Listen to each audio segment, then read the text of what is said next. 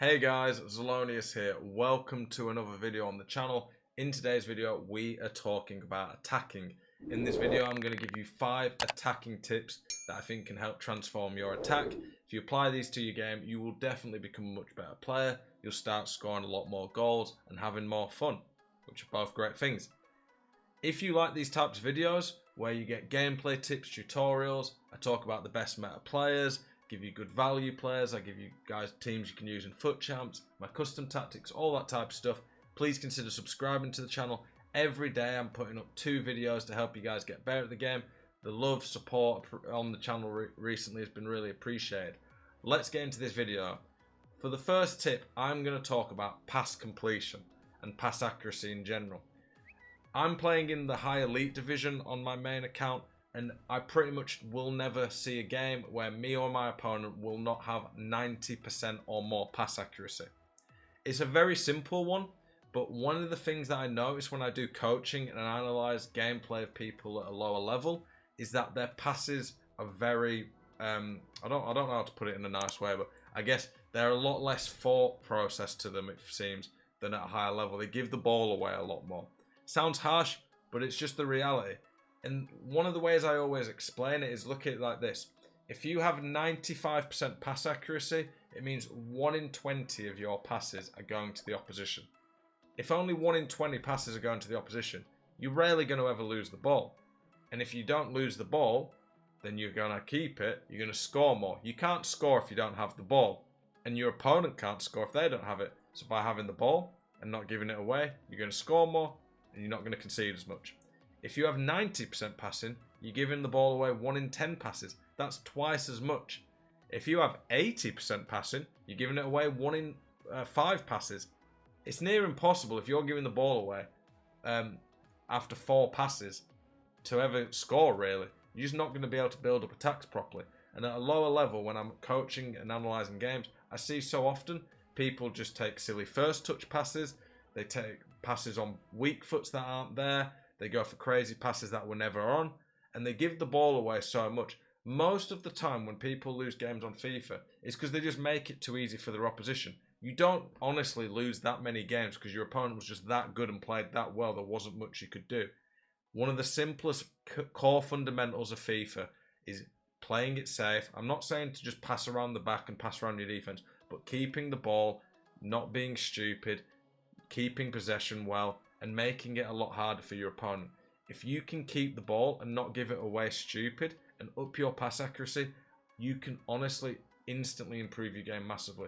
When I coach people, and I've coached people in regular sessions, I've seen people go from like 75, 80% to 90%, and the results instantly improved. If there's anything you can take away from this video, keep the ball well, don't give the ball away silly, get your pass accuracy up, and you will become so much better at the game. One of the best tips I can give for it is switching it from fullback to another fullback to give you more time and space on the ball. So many people just play it in one area, and with the press on this game, it is a lot harder to keep the ball. By the way, if you were interested in coaching after you heard me mention it, I do offer coaching one-on-one. You can DM me on Twitter for more details. Let's get into tip number 2. Tip number 2, we are going to talk about something that is a little bit more of an advanced technique, a mechanic I haven't talked about much this year. It is the player lock. Now this is something I haven't really used too much on previous FIFAs, but on this game, crosses are really good. But unfortunately, when it comes to crossing, it's very hard to do them exactly to the player you want. About the player lock, one of the things that makes the player lock so good is the passes on them are nearly always inch perfect. And on a game where passing honestly is quite underwhelming and not that good a lot of the time, player lock decreases the risk of a bad pass. And it also allows you to have a bit more control over your players. I'm going to show you some examples of goals I've scored with the player lock. I've only really been experimenting with the last week, and this is all in the Elite Division rivals against top pros, and I've already quickly been able to start to score some good goals. To do the player lock, you need to make sure in your controller settings you have it turned on, and then you press the left stick and right stick, and then you switch with the right stick to whoever you want the player lock to be on. So let's look at this goal we score here.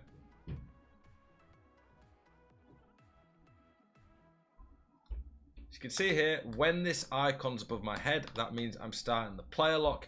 If I was to pass now and left that above him, what that would do would be when I pass to him, it means whenever I do another pass, it'll go back to him. But generally speaking, the main way that people use player lock is what I'm going to do now. You can see that I've switched the right stick. To player lock to this guy, I have to have it turned on by left stick and right stick at the same time. It was on him. I press the right stick down to go to him. And now when I do a pass or a cross, it is going to go straight to Ginola. This is something that I was having happen against me a lot in the Elite Division. When people was using this against me, I was finding it quite frustrating to deal with. And I've now added it to my game and it's definitely improved me. I do a cross here. You can see it's inch perfect. If I was to do a cross there without the player lock, honestly, it would probably go to this guy at the bottom. Because crossing when you don't player lock just always seems to go to the furthest man. Go there. I could have headed it, but I saw the extra pass. And I had an open net basically there. You can see that it ended up being an easy goal. So here, I wanted to, we'll show exactly where I did it. I've got the player lock on there. I wanted to go to this guy. I could have passed it there, but I thought the risk of a bad pass was too much. Player locked there, cross it in, it locks on, it's always accurate basically. An extra pass there, and it is a nice, easy goal. The player lock is really OP. I'll show you a couple more examples of it. Goal I scored here using player lock was in the Elite Division Rivals against someone who had really high skill rating to score in the 90th minute and win the game. Look here. In this position here, look at what my player's doing. He's running forwards. If I do not use the player lock here, he's just going to do a stupid run, and it annoys me on this game that they do this. And this is one of the reasons player lock's really useful. You can avoid this. They just seem to just run like that. Here, the player lock, I'll show you and I'll explain it afterwards. Look what I do. Switch to him. I score the cutback. If I don't do this player lock, he's just going to run there and the chance is going to be ruined. He'll just run to me. He won't even have to mark him. But I player lock there. Honestly, it's something I could have done here, and this is kind of like the mind games that you can do with player lock. I could have pressed the left stick and right stick again to switch back to this guy, and I could have just shot. You can see my opponent here. If you look, my opponent here starts to go there. I had basically a free finesse there. Honestly, I maybe should have played the finesse. And when you use player lock and get good at it, you can start to bait people into marking the pass. You just press the left stick and right stick in again. And as soon as you do that, you just get an easy goal. I probably should have done that there, but I'd done a good enough movement with that player. When you player lock and switch to this guy, by the way, let me show it. When I switch there, when I move the left stick now, it is to move that player. It's a little bit complicated and more of an advanced technique. Definitely something I'd recommend to maybe higher level players who are already pretty good at the game. But when you can add it to your game, it makes a big difference. The player lock is really OP. It's great for cutbacks. It's great for crossing. I wouldn't use it when someone's close to you. Only use it when you've got a lot of time and space, especially when you practice it. But if you can add it to your game, it will definitely help you improve and break people down. Tip number 3 is about team. Having a good team is very important on FIFA. It is called FIFA Ultimate Team for a reason. But you don't have to spend loads of money. I have a pay-to-win team that I play exclusively on New Gen. It's in the Elite Division. Hit 20-0 last weekend. And then I've got my Road to Glory that I had been playing New Gen. But I have started playing Old Gen just on my Road to Glory. Because I had a lot of people watching my videos and streams saying that they love the content, but I'm not talking enough about Old Gen, and I wasn't because I wasn't playing it. But I'm now going to play both so I can help everyone out. On Old Gen, the team needs to be a bit different. On Old Gen, Ousmane Dembele is one of the best players. On New Gen, he's pretty rubbish. On New Gen, Morientes is really good. On Old Gen, he's pretty good. Some players are good on both, some are bad. Sorloth on Old Gen's useless. I'm not going to be using him anymore. But on New Gen, he was really good. Look at his record on New Gen. He had a really good record in that. But on Old Gen, I'm going to end up selling him because he's just not very good on this game. Using players that suit the version of the console you're on. So big physical players with lengthy, high shooting. Pace isn't important, matters more on New Gen. On Old Gen, it's the same old skill moves, high pace, high dribbling, players who are good on the ball, that type of stuff. The other thing as well is having super subs. Having someone like Mbappe on the bench can be useful. Don't use super sub loans like Mbappe or great icons unless you are using them in weekend league or champs playoffs. Don't use them in rivals, just use them for playoffs or champs where you can get the next rank or better reward. That's where they're going to make more of a difference. Having super subs in general, I did a video on it yesterday. Having your team set up in the right way, having tactics to go all out press. So you can see here, I've got an all out tactic. Having things like this is going to make a huge difference improving you. Having your tactics team, super sub set up in the right way, a good meta way of playing will take your game to the next level.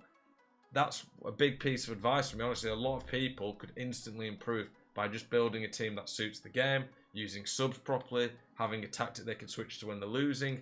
Build your team and tactics right, and you'll go a long way. That is tip number 3. Keepers on FIFA 23 are very inconsistent. They let in some ridiculously easy shots, and then they make some insane saves. You never really know what you're going to get with keepers on FIFA 23. It's quite frustrating.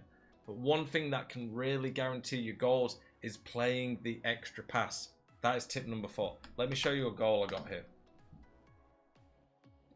Here, if I shoot across goal, there's a good chance either the keeper saves it or this guy here blocks it. If I shoot near post, it's just never going in. So watch what I do.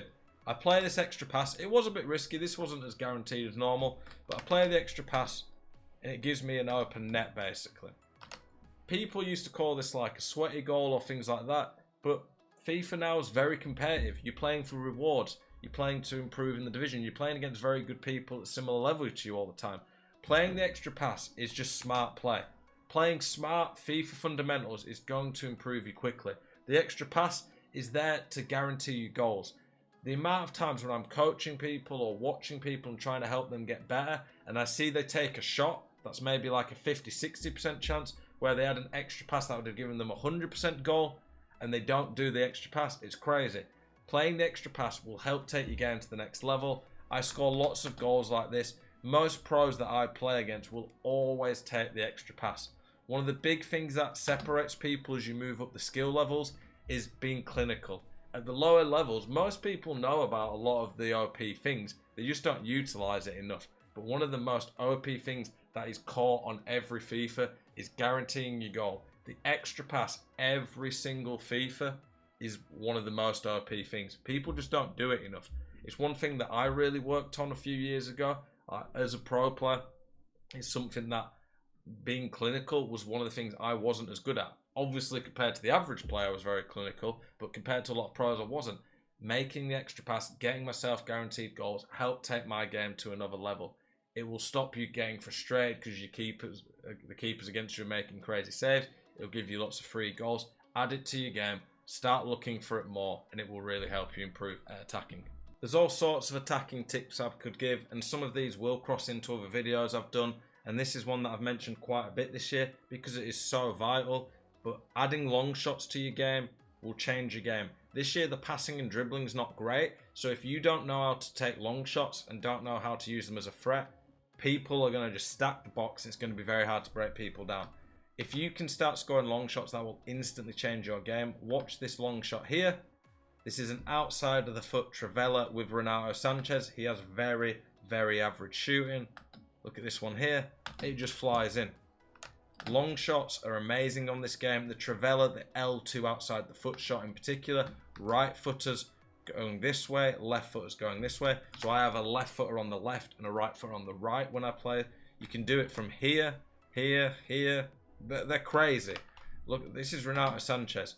I've scored them with Virgil van Dijk outside the box. Pretty much anyone can hit them, just the better players are a little bit more consistent. Long shots are crazy on this game. Finesse shots are pretty good too. If you want to see more examples of me taking long shots, check out Zelonius shooting tutorial, type that into YouTube. I've got a full video on that. But honestly, when you play against people who know how to hit these long shots, it makes it so much harder to defend because you know at any point they could just hit a long shot. You have to cover them, you have to move the keeper, you have to mark them, and then when people bait you into marking that, it leaves gaps elsewhere. Quite often now, I'll score a long shot early on, people will be really scared of me hitting another one, and then I'll just play a through ball because they kind of switch off slightly, just that little bit mentally. They're a bit worried about the shot and then they leave a gap elsewhere.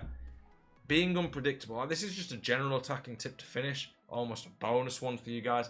Being unpredictable, having a variety of things that you can do to score is going to make a big difference. I could do 20 attacking tips for a video, and I might do a part 2 to this, but things like adding skill moves, slowing down your attack but going faster at times, knowing how to counter attack using the chip free balls, all these things I've talked about in a variety of videos are going to help you a lot. Hopefully these 5 attacking tips today that have helped you. Add them to your game. They will improve you a lot. I appreciate you guys watching this video. As always, keep it spicy. Hope to see you guys in the next one. Peace.